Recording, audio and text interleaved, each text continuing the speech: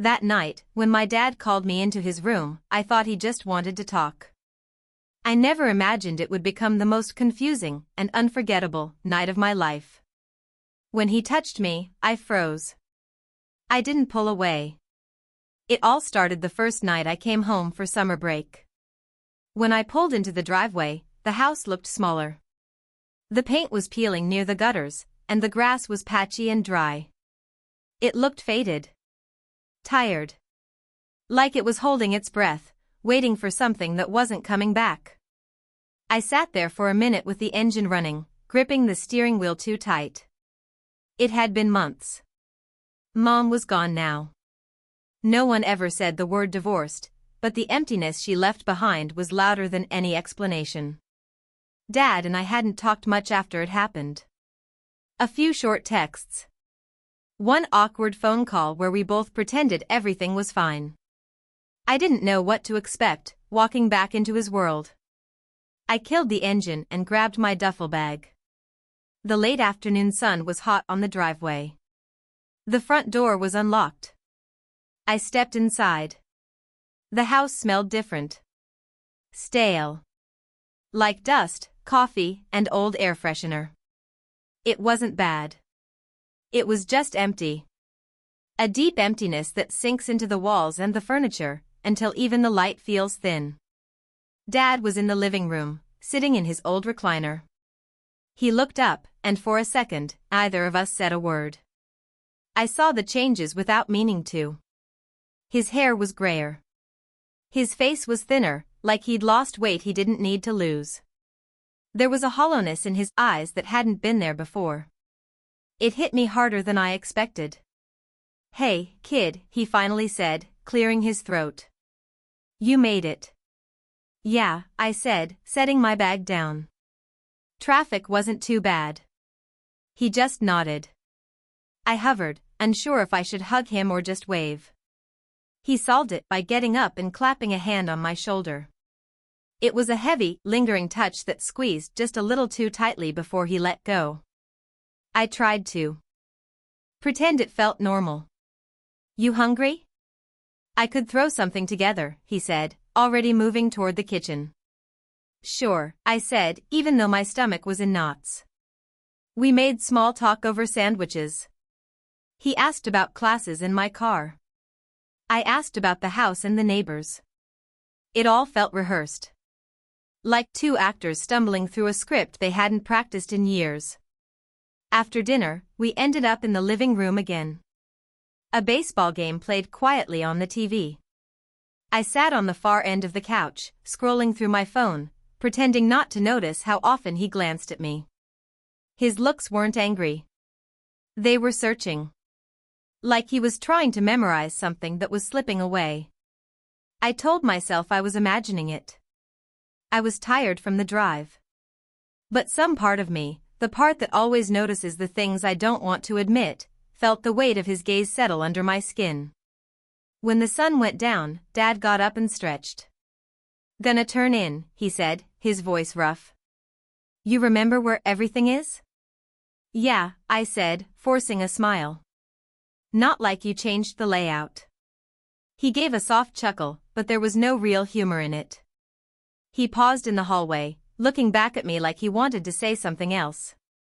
But he just nodded and disappeared into his room. I sat there for a while after he left, staring at the TV without seeing it. Eventually, I dragged myself upstairs to my old room. It was a museum exhibit of my teenage years. Old posters, dusty books, forgotten trophies. Everything was frozen in time.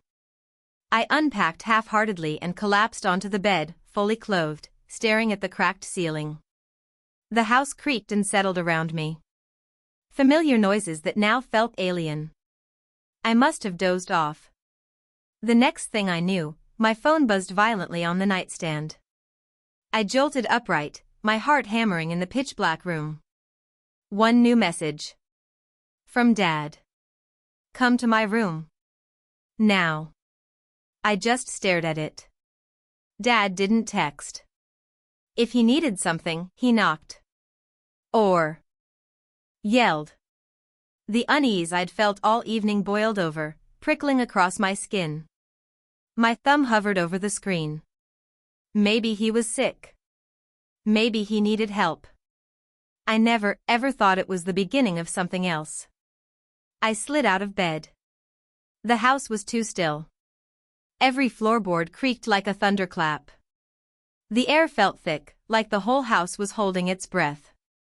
In the hallway, a thin, weak line of gold spilled from under his door. I stood there, my heart pounding, feeling the silence press down on me.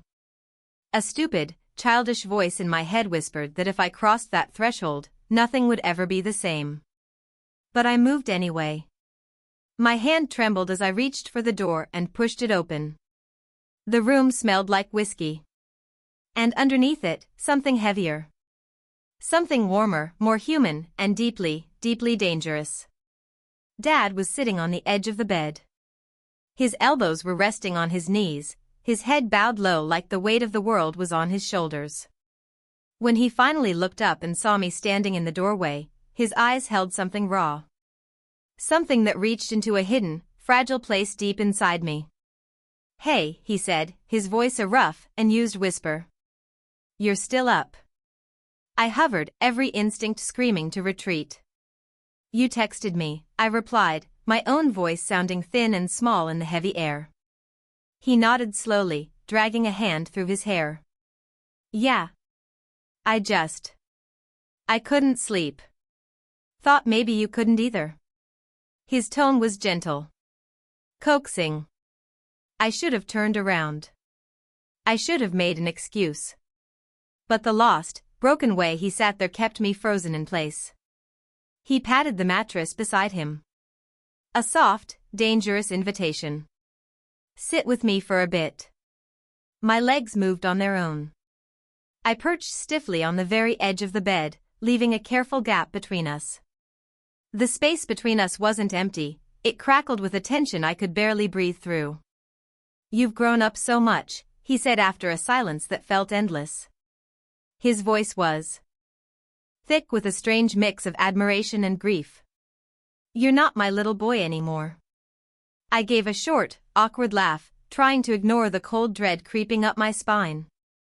"Yeah, well, I guess that's what happens." He offered a faint smile that never touched his eyes. Then, his hand lifted almost without thought, landing softly between my shoulder blades. At first, it was just a warm, steady pressure. A father's comfort. But then his hand began to move. Slow, deliberate circles over my t-shirt, lingering a moment too long. I shifted slightly, a silent protest, but his touch only trailed lower, sliding down the curve of my back. My skin prickled. Every muscle in my body locked tight. "You used to fall asleep right here like this," he murmured, his voice soft with a painful nostalgia. "After a nightmare, you'd crawl in and tuck yourself right against my side." I didn't know how to respond. I just nodded mutely, staring hard at the far wall, pretending that if I didn't look, this couldn't become real.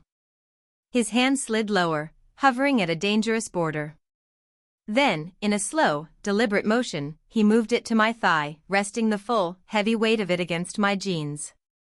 I stopped breathing. The weight was an anchor, pulling me down into a reality I didn't want to be in. It was a silent confession of everything we could never, ever say aloud. He didn't move it at first. Just left it there. Warm. Solid. Wrong. "You're so tense," he whispered, his thumb beginning to stroke lazy, feather-light circles on my leg. "It's just me. You're safe here. It's just Dad." But I wasn't safe. The air was too hot, the room too small. I stared at the wall, begging my body not to betray the fear and the horrible, confusing flicker of something else stirring inside me. His other hand came up, brushing my hair from my forehead. A touch that should have felt protective felt instead like a claim. His fingertips traced my hairline, the curve of my ear, the line of my jaw. I flinched, a tiny, involuntary shudder, but he only smiled a sad, knowing smile. "You're still my boy," he said, the words heavy and loaded. You'll always be mine. My heart was a frantic drum against my ribs. I had to move. I had to speak. I should get some sleep, I blurted out, standing up so abruptly the bed groaned in protest. For a long moment, Dad just looked up at me, his eyes dark and utterly unreadable. Then, slowly, he pulled his hands back into his own lap, letting them fall limp and defeated. Yeah, he said after a beat, his voice rough again, stripped of all its softness. Yeah, of course. Get some rest, bud. I mumbled a good night that didn't sound like my own and backed toward the door, refusing to meet his gaze. My hands wouldn't stop shaking. I didn't take a full breath until I was in the hall, until the door clicked shut, creating a fragile barrier between us. I locked myself in my room, my heart still hammering. I sat on the edge of the bed, burying my face in my hands, trying to make sense of the impossible. The imprint of his touch burned against my skin like a brand. I lay back, pulling the blanket up to my chin, staring into the darkness. The house was silent, but it was a new kind of silence. It was thick and heavy, choked with everything that had been said without words. I didn't sleep. I just lay there, stiff and cold, watching the faint cracks in the ceiling until the first gray light of dawn seeped through the window. Downstairs, I heard the familiar creak of floorboards, the soft clatter of pans. Dad was already up. Maybe he hadn't slept either. Maybe he'd spent the night in the dark, just like me, turning over the same shame, the same confusion, the same hunger we could never name. I stayed upstairs as long as I could, pretending to be on my phone, praying he'd just leave for work. But after an hour, the smell of bacon drifted up the stairs, and my stomach betrayed me. I couldn't hide forever. When I finally went down, he was at the stove, flipping. When I finally went down, he was at the stove, flipping pancakes like it was any other morning. He looked up, and his face brightened with a casual ease that made my heart ache. "Morning, bud." "Morning," I mumbled, sliding into a chair. He set a stack of pancakes in front of me with a bottle of syrup and some orange juice.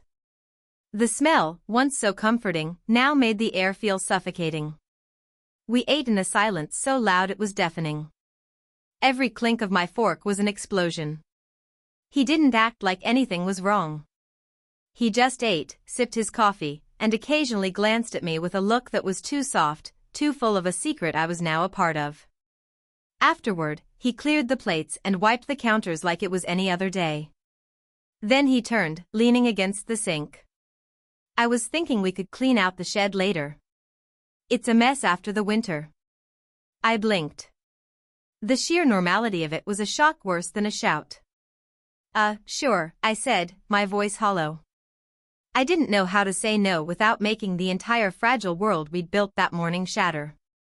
We spent the afternoon sorting through dusty tools and boxes of junk. It was mindless, boring work, and I was desperately grateful for it. It gave my hands a purpose and my mind a place to hide. He kept the conversation light, teasing me about my muscles when I struggled with a heavy box. I laughed along, the sound brittle and fake. For a little while, I almost let myself believe it. I almost let myself believe last night was a strange dream we could both silently agree to forget. But that fragile normalcy couldn't last. Later that evening, after a tense, quiet dinner, I escaped to my room. I shut the door, leaned against it, and finally exhaled. I thought about locking it, but I didn't. A part of me was still pretending I didn't need to. I was sitting on the edge of my bed, scrolling mindlessly through my phone, when I heard a soft rustle. A faint shadow moved under the door. I frowned, my heart starting to thud all over again. I crossed the room and picked up the small, folded piece of paper that had been slipped through the crack. My hands trembled as I unfolded it. The handwriting was familiar. Messy. Rushed. It read, "I miss how you used to trust me. I still need you."